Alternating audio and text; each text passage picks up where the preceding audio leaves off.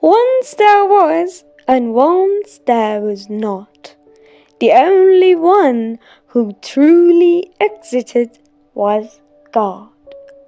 Take this seriously. Apart from God, no one truly exists. Long ago, a wealthy man from the city became acquainted with a greedy villager. Whenever the villager came to the city, he would go straight to his house and stay there as a guest for weeks, even months. To win the heart of his host and secure generous hospitality, the villager constantly said, "My lord, my master, why don't you come to our village for rest and recreation? For once," he said, "take your family by the hand and visit our village. I am certain you will enjoy yourselves." The cityman, however, made excuses to refuse the request. He invented reasons one after another and complained endlessly about his many obligations. Years passed in the same manner. The villager insisted and extended invitations, while the cityman, now accustomed to it, continued to make excuses. And the villager continued to come to the city for his own affairs, remaining for weeks at a time as the guest of that generous man. After all those years, when the villager became certain that the cityman would never leave his family behind, he increased the intensity of his insistence. In the end, the villager's presence was so great that even the children of the cityman began to long for the village and its pleasures. They earnestly begged their father to take a journey to the village. "My dear ones, beware of the harm that may come from someone to whom you have shown kindness. Such displays of friendship are unstable, and trusting them is not a sign of wisdom. Do not abandon caution, and do not be deceived by the warm and pleasant words of this villager." It is unclear where the end of these invitations and promises will ultimately lead. The father's wise and cautionary words did not settle into the ears or minds of his children. The fire of desire to see the village had stolen away their reason and judgment. The villagers' repeated invitations and the relentless desire of the children to travel to the village finally overcame the cityman, and he saw no choice but to agree. The villager, bound by firm promises and solemn pledges, rejoiced, for he believed, as in previous years, that the cityman would not actually come. The master and his children began preparing for the journey. After some time, they gathered their provisions and joyfully, with smiles on their faces, set out toward the village. Along the way, they told jokes, shared tales, and recited poems praising the witches of travel. They gave one another glad tidings, saying, "On this journey, the villager will serve us with all his heart and soul.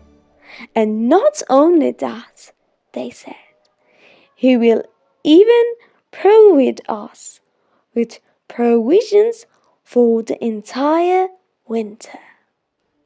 With these pleasant fantasies, they crossed difficult paths in heat and cold alike. They comforted one another along the way. The journey seemed endless, and the further they went, the more the boundless plains opened before them. Gradually, the initial excitement and joy gave way to exhaustion and restlessness. There was no longer any sign of those drunken laughs and pleasant jokes. Faces grew tense and frowning, and the beasts of burden and horses became weary and worn. There was no turning back. They had no choice but to continue forward. Nearly a month passed, and they were still wandering through the deserts. At last, after great distance and immense hardship, the village they sought appeared. The cover of their desire was finally in sight. Once again, the spark of joy and excitement flared within their tired and worn souls. Asking from one person to another, they found the villager and hurried eagerly toward his house. They knocked on the villager's door. The villager came to the entrance, and upon seeing the city man, he stood stunned and bewildered. At once his face tightened, as though he did not recognize them at all. The villager cast a cold, unfamiliar glance upon them. The cityman greeted him warmly, but in response to his greeting, he received only a cold reply. Greeting him again in a louder voice, introduced himself and spoke of their 7 or 8 years of friendship. "I am so and so," he said, "the very one whose house you visited in the city for years. Your host." The villager looked at him in astonishment and said, "Why are you talking nonsense? Have you gone mad? What are these words you are saying? For 5 days and nights, the master and his children remain in the streets. Not a single villager showed them any kindness, as though no one recognized the family at all. Because his animals were exhausted and emaciated, the cityman was forced to remain in the village. He waited for them to regain their strength, hoping to escape the hardship and suffering that had overtaken him. On the 5th night, a fierce and relentless rain began to fall. The cityman, weary of remaining there any longer, went to the villager's door. In a loud and angry voice, he called out to the villager. The villager came to the door reluctantly and said, "Why are you shouting, man? What do you want from us? I do not know you. How many times I must say, take your wife and children and leave this place." With a mocking smile, the cityman said to the villager, "You who have forgotten all the kindness I showed and drove me from your door with treachery, I have forgiven you. Yet at least tonight show some decency. Give us shelter on this rainy night, so my children do not perish under the rain. Tomorrow, when the rain ends, we will continue our journey and return to our city." The villager paused thoughtfully. The cityman believed he had regretted his actions, and now felt compassion for him and his family. The villager shook his head arrogantly. He pointed to the far end of the garden and said, "At the end of this garden there is a shelter. At night someone sits there with a bow and arrow, watching until the morning. If a wolf or any predator enters the garden, it will be dealt with. If you are willing to keep watch the night, you may stay there." The cityman, having no choice, accepted wholeheartedly. He and his family settled in the half-abandoned dark shelter, took the bow and arrow to keep watch, while his companions rested in a corner. But the biting insects made the sleep impossible. Neither fear of wolves nor the relentless pests allowed their eyes to rest. As they suffered from the insects, a large wolf appeared. The cityman, fearful, knocked an arrow, drew the bow with all his strength, and released it. The animal fell to the ground, and the fowl fell from it as it collapsed. The villager rushed frantically to the end of the garden, shouting, "You fool! Why did you kill my donkey?" The cityman, astonished, replied, "No, I hit the wolf, not your donkey."